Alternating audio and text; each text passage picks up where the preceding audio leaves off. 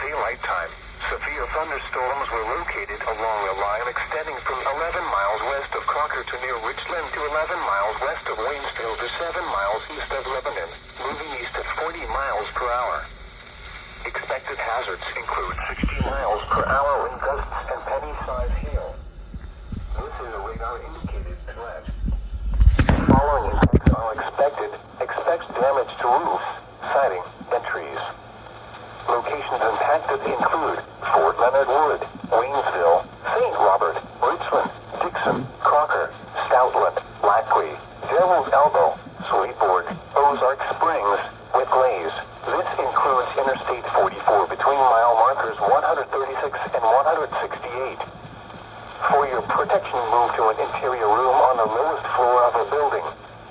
Repeating, a severe thunderstorm warning has been issued until 12:30 p.m. Central Daylight Time for the following county.